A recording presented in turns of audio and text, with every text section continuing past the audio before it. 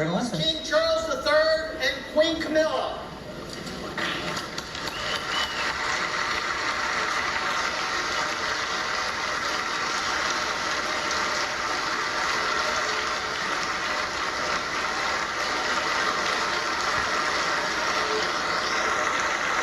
So let's see what we got going on here this evening, or this afternoon.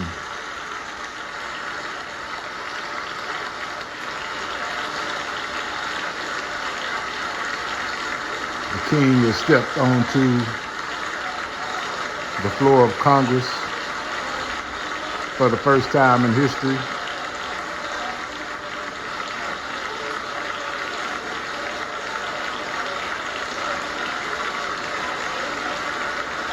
Him and the Queen, Camilla. So let's just see what he gonna come to the U.S. with. And let's notice the difference between a real king and a wannabe king.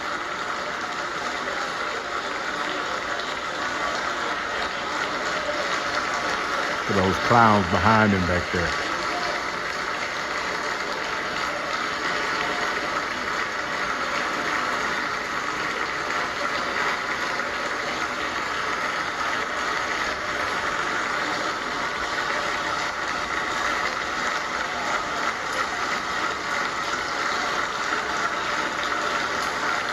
Now, mind you, his brother, the king's brother, has been held to account behind the Epstein scandal.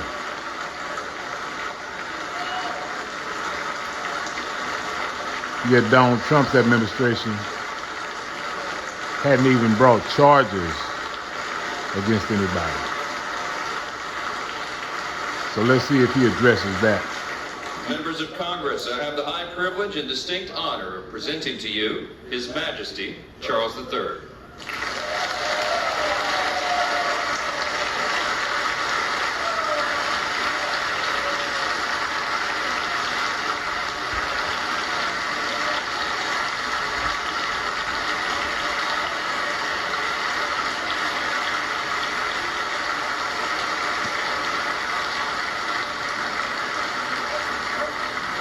Big time in history. Doesn't really seem like it, but this is major. Mr. Vice President, Mr. Speaker, members of Congress, representatives of the American people across all states, territories, cities, and communities. I would like, if I may, to take this opportunity to express my particular gratitude to you all for the great honor of addressing this joint meeting of Congress, and on behalf of the Queen and myself, to thank the American people for welcoming us to the United States to mark this semi-quincentennial year of the Declaration of Independence. And for all of that time, from his country,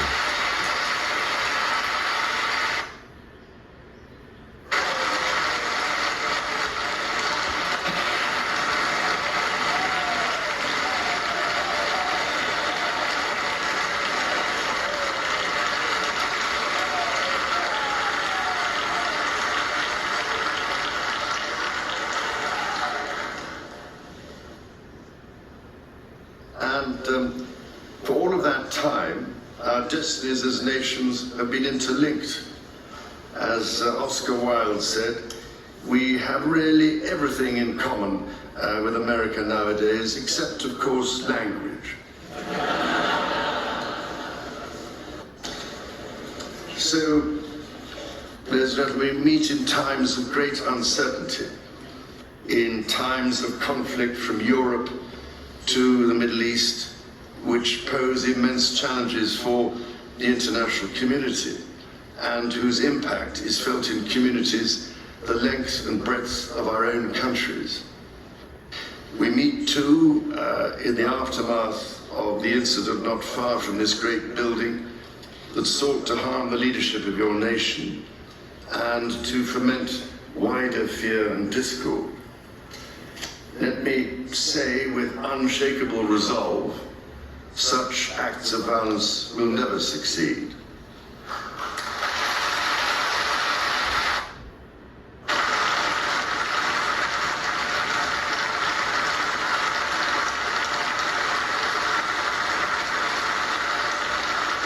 They think this is State of the Union address. This is the King's address. Sit your ass down. Whatever our differences, whatever disagreements we may have, we stand united in our commitment to uphold democracy, to protect all our people from harm, and to salute the courage of those who daily risk their lives in the service of our countries. Standing here today, it is hard not to feel the weight of history on my shoulder, because the modern relationship between our two nations and our own peoples spans not merely 250 years, but over 4 centuries. It is extraordinary to think that I am the 19th in our line of sovereigns to study with daily attention the affairs of America. So I come here today with the highest respect for the United States Congress, this citadel of democracy created to represent the voice of all American people to advance sacred rights and freedoms. Speaking in this renowned chamber of debate and deliberation, I cannot help but think of my late mother, Queen Elizabeth, who in 1991 was also afforded this signal honor and similarly spoke under the watchful eye of the Statue of Freedom above us. Today I am here on this great occasion in the life of our nations to express the highest regard and friendship of the British people to the people of the United States. Now, as you may know, when I address my own Parliament at Westminster, we still follow an age-old tradition and take a Member of Parliament hostage, holding him or her at Buckingham Palace until I am safely returned. These days, we look after our guests rather well, to the point that they often do not want to leave. As opposed I to... don't know, Mr. Speaker, if there were any volunteers for that role here today. As I look back across the centuries, Look at the Speaker, difference emerge certain patterns, in style, certain self-evident truths from which we in can learn and draw mutual strength. statesmanship. With the spirit of 1776 in our minds, we can perhaps agree that we do not always agree, at least in the first instance. Indeed, the very principle on which your Congress was founded, no taxation without representation, was at once a fundamental disagreement between us, and at the same time a shared democratic value which you inherited from us. Ours is a partnership born out of dispute, but no less strong for it. So perhaps in this example, we can discern that our nations are in fact instinctively like-minded, a product of the common democratic, legal, and social traditions in which our governance is rooted to this day. Drawing on these values and traditions, time and again, our two countries have always found ways to come together. And by Jove, Mr. Speaker, when we have found that way to agree, what great change is brought about, not just for the benefit of our peoples, but of all peoples. This, I believe, is the special ingredient in our relationship, You see, Donald As Trump would never President make a Trump speech himself like observed this. during his state visit to Britain last autumn, He doesn't have the capacity, first the of all. bond of kinship and identity between America and the But he damn United sure ain't got the Kingdom capacity. is priceless and eternal. It is irreplaceable and unbreakable.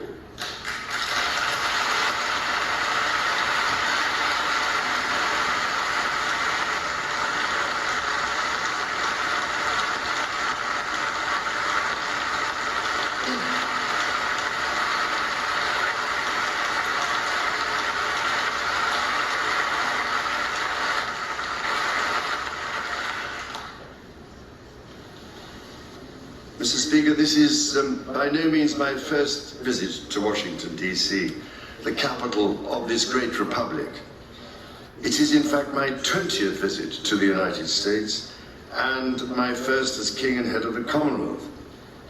This is a city which symbolizes a period in our shared history, or what Charles Dickens might have called a tale of two Georges.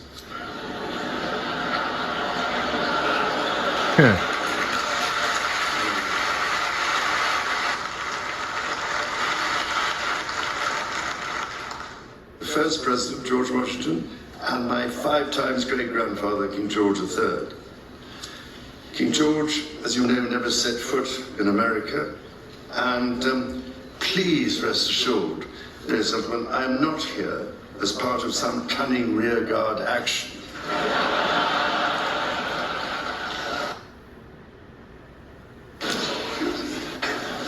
The founding fathers were bold and imaginative rebels with a cause. Trump is not going to like 200 the fact that he's receiving this kind of reception. 250 years ago, or as we say in the United Kingdom, just the other day, Especially when he didn't get a chance to do his little shtick at the White House they declared Correspondents' Dinner. independence by balancing contending forces and drawing strength into diversity. They united 13 disparate colonies to forge a nation on the revolutionary idea of life, liberty, and the pursuit of happiness. They carried with them And it's never carried lived up to. forward the great inheritance of the British Enlightenment, as well as the ideals which had an even deeper history in English common law and Magna Carta.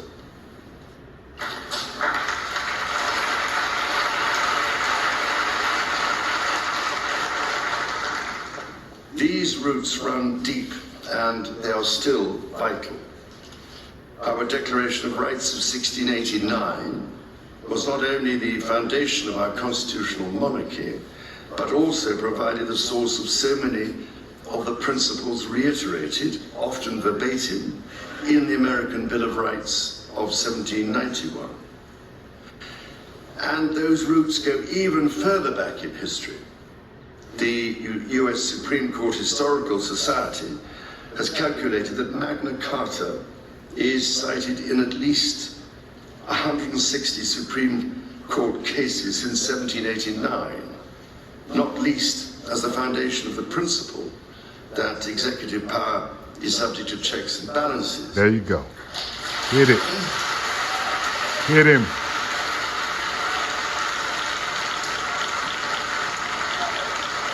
Now stay there for a second. Please elaborate.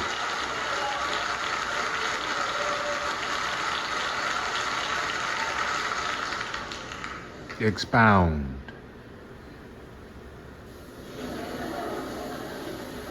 This is the reason why there stands a stone by the River Thames at Runnymede, where Magna Carta was signed in the year 1215. This stone records that an acre of that ancient and historic site was given to the United States of America by the people of the United Kingdom to symbolize our shared resolve in support of liberty and in memory of President John F. Kennedy.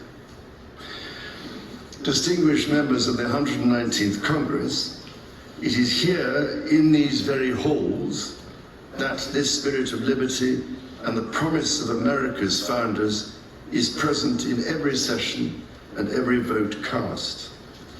not by the will of one, but by the deliberation of many, representing the living mosaic of the United States. Preach.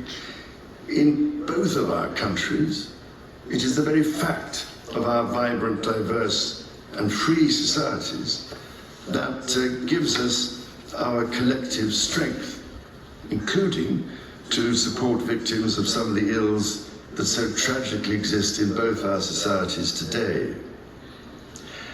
And, Mr. Speaker, for many here, and for myself, the Christian faith is a firm anchor and daily inspiration that guides us, not only personally,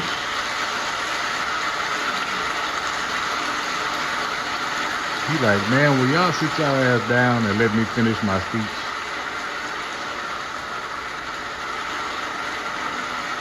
Because I don't know what they're clapping for that for. Most of them don't believe guides in us it. not only personally, but together as members of our community. Having devoted a large part of my life to interfaith relationships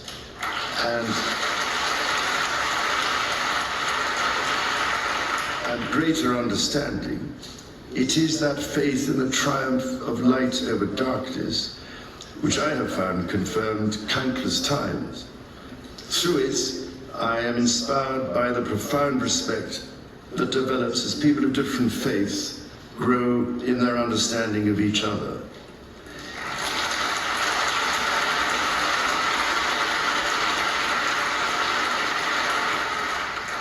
It is why, it is my hope, my prayer, that in these turbulent times, working together and with our international partners, we can stem the beating of plowshares into swords. I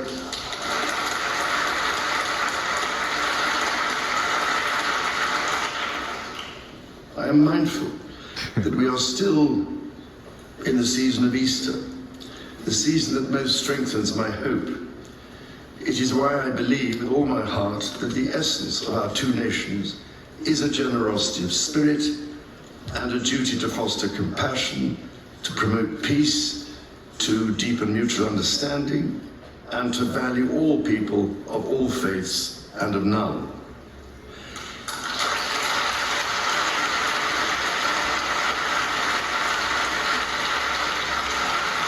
I mean, like, just conditioned response.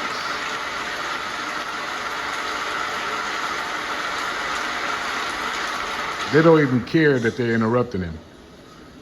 The alliance that our two nations have built over the centuries, and for which we are profoundly grateful to the American people, is truly unique.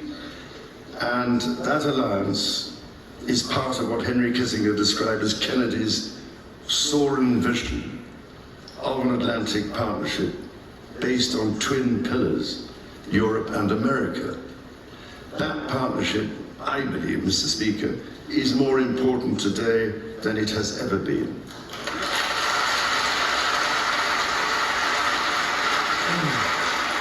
And is that more at risk than it's ever been, The first at least since the British revolution. sovereign to set foot in America was my grandfather, King George VI. He visited in 1939 with my beloved grandmother, Queen Elizabeth, the Queen Mother. The forces of fascism in Europe were on the march. Preach. And sometime before the United States had joined us in the defense of freedom, our shared values prevailed. Today, we find ourselves in a new era, Of but fascism. those values remain. It is an era that is in many ways more volatile and more dangerous than the world to which my late mother spoke in Absolutely. this chamber in 1991. Abso-fucking-lutely. The challenges we face are too great for any one nation to bear alone. But in this unpredictable environment, our alliance cannot rest on past achievements He giving or his assume clown that foundational principles simply endure. a soft shoe.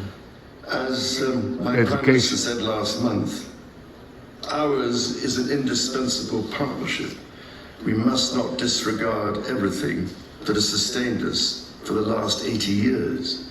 Instead, we must build on it.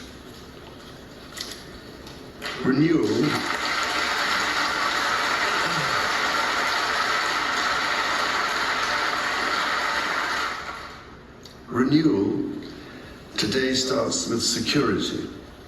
The United Kingdom recognizes that the threats we face demand a transformation in British defence.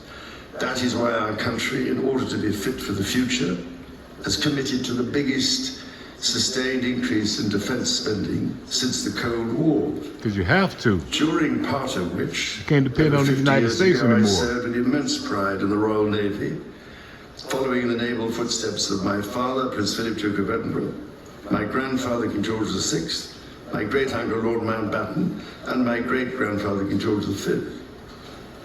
This year, of Only course, thing Trump also served was marks the 25th country club. anniversary of 9/11. This atrocity was a defining moment for America, and your pain and shock were felt around the whole world. During my visit to New York, my wife and I would again pay our respects to the victims, the families, and the bravery shown in the face of terrible loss.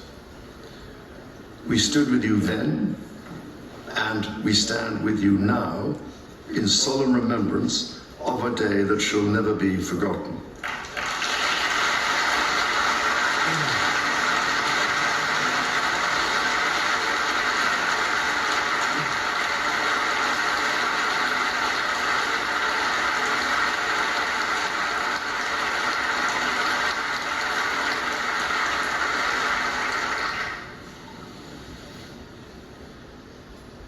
In the immediate aftermath of 9/11, when NATO invoked Article 5 for the first time, and the United Nations Security Council was united in the face Remind of them. Remind them. we answered the call together, Remind them. as our people have done so for more than a century, shoulder to shoulder through 2 world wars, the Cold War, Afghanistan, and moments that have defined our shared security. So Donald Trump, Today, Mr. Don't Speaker, screw it up. that same unyielding resolve is needed for the defense of Ukraine and her most courageous people. there you go.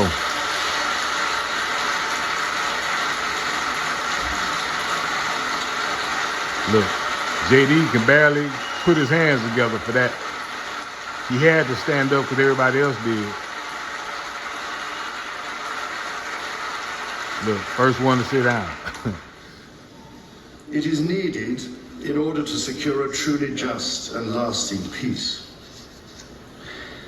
From the depths of the Atlantic to the disastrously melting ice caps of the Arctic, the commitment and expertise of the United States Armed Forces and its allies lie at the heart of NATO, pledged to each other's defense, protecting our citizens and interests, keeping North Americans and Europeans safe from our common adversaries.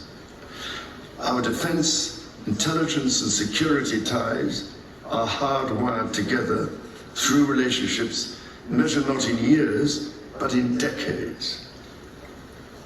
Today, thousands of US service personnel, defense officials and their families are stationed in the United Kingdom, as British personnel serve with equal pride across 30 American states.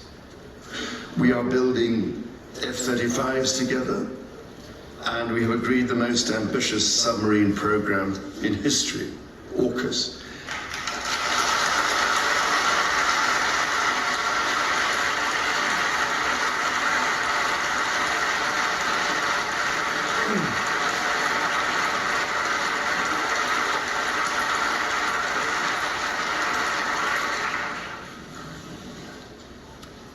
And we are doing it in partnership with Australia, a country of which I'm also immensely proud to serve as sovereign. We do not embark on these remarkable endeavours together out of sentiment. We do so because they build greater shared resilience for the future. so making our citizens safer for generations to come. Our common ideals were not only crucial for liberty and equality, they are also the foundation of our shared prosperity.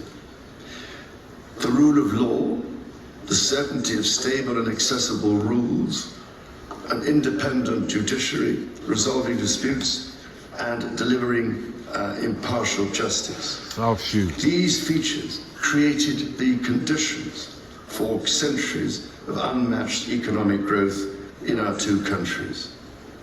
This is why our governments are concluding new economic and technology agreements to write the next chapter of our joint prosperity and ensure that British and American ingenuity continues to lead the world. Our nations are combining talent and resources in the technologies of tomorrow. Our new partnerships in nuclear fusion and quantum computing and in AI and drug discovery, holding the promise of saving countless lives.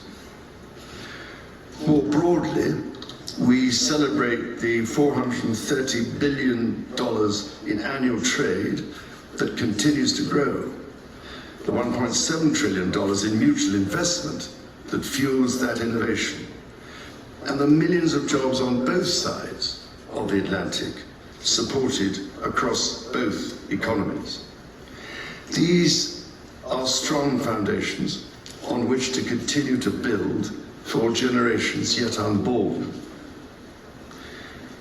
Our ties in education, research, and cultural exchange empower citizens and future leaders of both countries.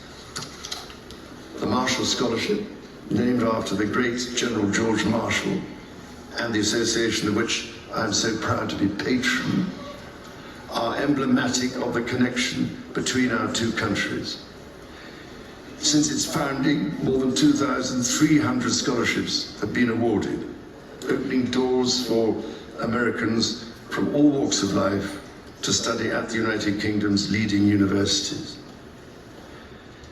So as we look toward the next 250 years, we must also reflect on our shared responsibility to safeguard nature. Yeah, America might not be here. An irreplaceable asset. In another 250 years. Doubt that very seriously. At least not in its current state. Millennia before our nations existed, before any border drawn, the mountains of Scotland and Appalachia were one, a single continuous range forged in the ancient collision of continents. The natural wonders of the United States of America are indeed a unique asset, and generations of Americans have risen to this calling. Indigenous, political and civic leaders, people in rural communities and cities alike, have all helped to protect and nurture what President Theodore Roosevelt called the glorious heritage of this land's extraordinary natural splendor, on which so much of its prosperity has always depended. Yet, even as we celebrate the beauty that surrounds us, our generation must decide how to address the collapse of critical natural systems, which threatens far more than the harmony and essential diversity of nature. We ignore at our peril the fact that these natural systems, in other words, nature's own economy, provide the foundation for our prosperity and our national security.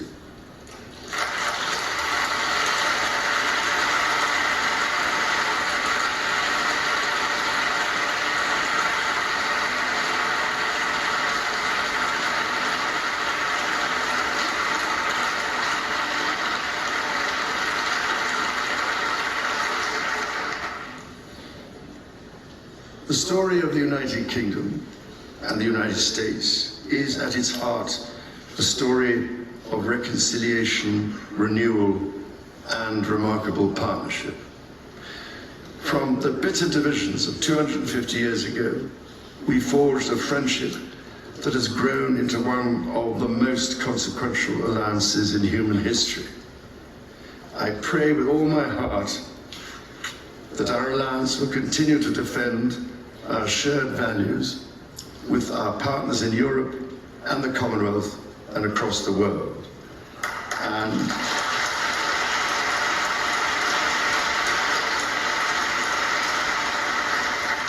And that we ignore the clarion calls to become ever more inward-looking. Mr. Speaker, Mr. Vice President, distinguished ladies and gentlemen, America's words carry weight and meaning. You As they dig? have since independence. You dig? The actions of this great nation matter even more. You understand me? President Lincoln understood this so well with his reflection in the magisterial Gettysburg Address, that the world may little note what we say, but will never forget what we do. And so to the United States of America, on your 250th birthday, Clothes on. let our two countries rededicate ourselves to each other in the selfless service of our peoples and of all the peoples of the world. God bless the United States and God bless the United Kingdom. Amen. You see the difference? Donald Trump, I know you was watching this. You need to go study this shit, nigga.